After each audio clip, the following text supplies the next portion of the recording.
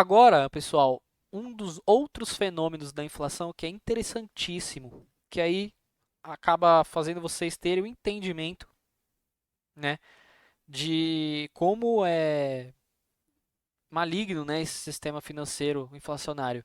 Então eu tenho dois exemplos aqui, que é o em termos em inglês, né, Skid Inflation, que é na verdade eles mantêm o preço das coisas, porém diminui o tamanho. Ou seja, às vezes você olha lá, não aumentou o preço do produto, mas você percebe que está um pouquinho menor. Aqui é só um exemplo, tá, pessoal? Claro que o índice de inflação, tanto americano quanto brasileiro, o IPCA, eles colocam essa diferença como um aumento de preços, tá? Claro que eu duvido muito que seja tão preciso assim, então é questionável esse método. Então já fica a dica, porque os índices de inflação eu duvido que seja tão preciso ao ponto de pegar uma variação de pequenas gramas de cada produto. Mas o certo mesmo, eles colocam essa diferença, eles colocam no índice de inflação, tá? Agora, o que não mostra nos índices de inflação é o skinflation, né, que é esse fenômeno de redução de qualidade, galera. Isso daqui é uma das coisas que mais amortizam os índices de inflação. Por isso que esses índices de inflação eles são sempre inferiores do que realmente é a inflação.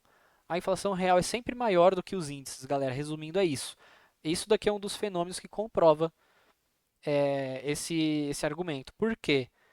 Você já deve ter se perguntado, né, uma vez, quando você pega algum produto de 30 anos atrás, um produto da sua avó, e você percebe que perdeu a qualidade. Você percebe que aquele produto tinha mais metais e hoje tem mais plástico fino, quebra mais fácil. Por quê? Ao decorrer do tempo, por conta da inflação, as empresas elas vão reduzindo qualidade aos poucos, quase imperceptível, para justamente não ter tanta influência no preço. Só que ao longo de 10 anos, isso fica explícito. Você vai mudando um pouquinho de cada produto, mas em 10 anos aumentou, o produto praticamente é outro. Então aqui está o exemplo do chocolate. Aqui é o mesmo chocolate, o mesmo valor, o mesmo tamanho, porém está o mesmo preço e você não percebe que foi perdendo qualidade aos pouquinhos para se manter o preço. Então, realmente, o chocolate aconteceu isso muitas vezes na economia. Você pega um sonho de valsa hoje, esses chocolates de hoje em dia, há 10 anos atrás ele tinha uma qualidade muito superior, né? E esse é um dos fenômenos que mascara a inflação, tá, galera? As empresas não fazem isso intencionalmente para esconder, mas justamente para se protegerem do aumento de preços, porque eles também são prejudicados. Aqui tem o outro exemplo, né, de skinflation, que é imperceptível quase. Então tem duas escovas de dente da mesma marca, feitas em épocas diferentes. Se você perceber, a escova da esquerda ela tem menos dentinhos e pelinhos do que a escova da direita.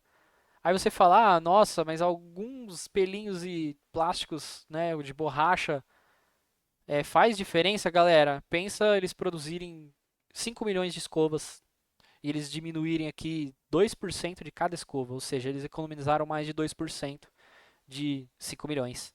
Então, galera, as empresas elas começam a fazer isso, elas tiram pedacinhos, elas trocam partes de metal por plástico, essas coisas são imperceptíveis e a qualidade dos produtos vão diminuindo, ou seja, se eles não tivessem feito essas mudanças, tanto do chocolate quanto da escova, os preços e os índices de inflação seriam maiores. Então, galera, novamente aí, mostrando coisas para vocês que ninguém fala. É, e aí, gente, acho que o pior de tudo da inflação é esse fenômeno que vocês podem procurar também artigos sobre isso. Também tem no Instituto Mises, eu também vou deixar na descrição aqui o artigo sobre o efeito Cantillon. Acho que é o efeito mais nefasto para a sociedade. Por quê? Aqui tem um exemplo, né, do Banco Central e a criação da moeda. Quando eles criam a moeda, causa esse efeito Cantillon, que é o quê? Os primeiros detentores da moeda são ali quem tem, né, são os mercados ali de capitais. Então você tem as mega empresas, como por exemplo empresas que pegam empréstimos lá do BNDES, Itaú, essas empresas gigantes, essas mega empresas, né, bilionárias, elas sempre vão pegar esse dinheiro recém-criado.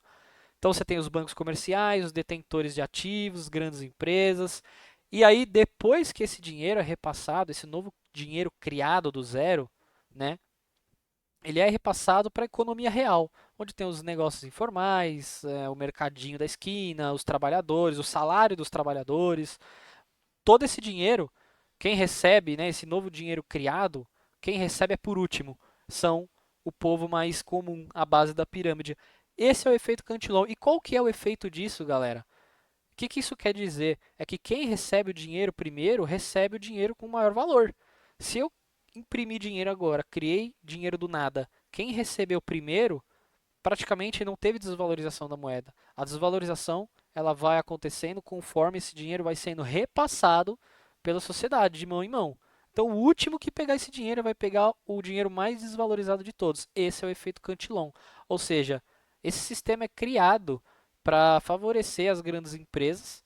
Então, na verdade, esse efeito ele favorece quem pega esse dinheiro primeiro e prejudica quem pega por último.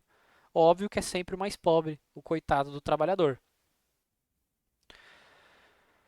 Então, temos aqui uma frase do economista e filósofo Murray Rothbard, né? A inflação, portanto, não gera nenhum benefício social. Ao contrário, ela redistribui a riqueza para aqueles que obtiveram primeiramente o dinheiro recém-criado, o efeito Cantillon, e tudo à custa daqueles que o recebem por último.